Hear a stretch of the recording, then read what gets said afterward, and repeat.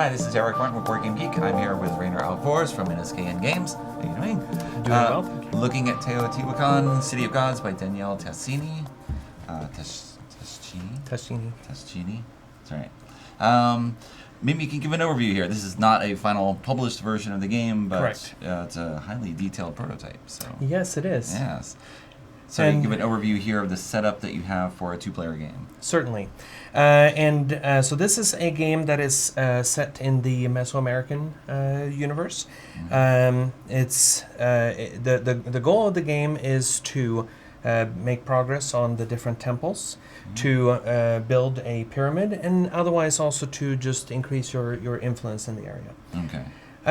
This is a game where at the beginning of the game you will have a set of dice that will be placed on the board based on starting tiles. Okay. You will be dealt a set of 4 of them, and you choose 2 that you would like to keep. Okay. They will give you resources to start with, for example, wood, stone, and gold. But they can also give you other things like starting progress on the temples or certain special tiles that I'll talk about. And also at the bottom, that gives you a chance to choose which of the boards that you would like to start on. Okay. The boards around the central area are randomized every time, so that gives you a different setup each time. Different flow of Right. everything as you're moving through the actions. Yeah. On your turn, you can take your die and you can move it up to 3 spaces. Okay. And the space where you end your movement, that's where you will be able to take an action. So in this example, let's say that you wanted to collect some wood. If you're moving into this location, first you have to pay cocoa, which is one of the resources. You have to pay cocoa equal to the number of dice that were here prior to you moving into this area. Okay.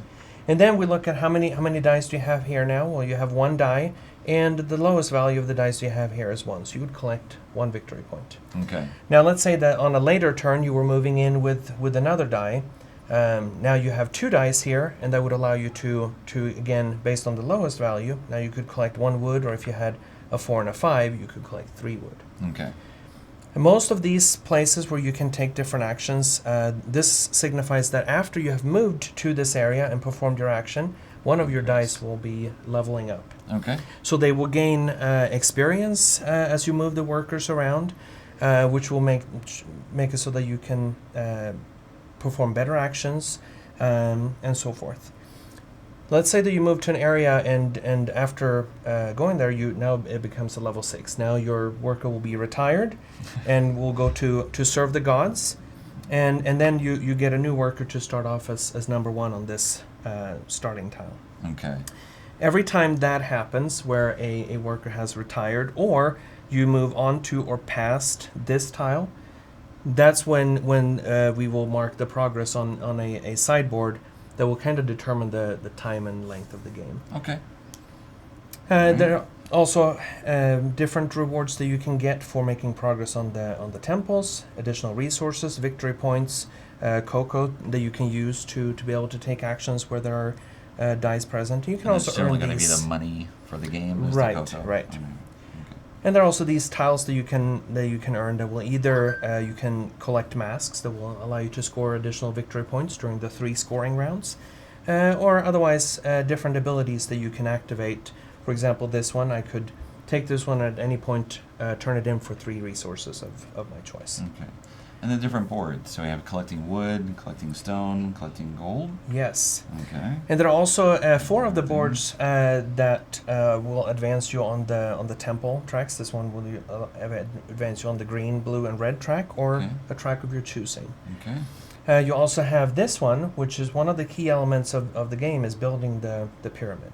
Whenever you land on this board, depending on, again, the number of dice that you have, you will be able to build 1, 2, or 3 tiles on the pyramid.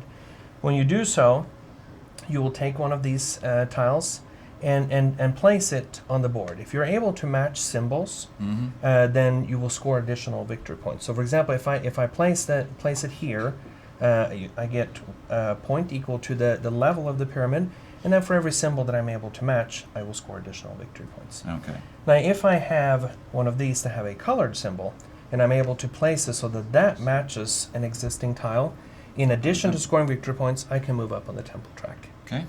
And then also every time that you place a tile here, then you'll be able to move up on this track to kind of signify your progress. There are also decoration tiles that you can add as the game progresses, and we've added additional tiles to the pyramid. You can add decorations to the side. And again, if you're able to match the symbols, you will score a number of victory points indicated here. And in addition, you can also then progress Possibly in the progress. temples. Okay.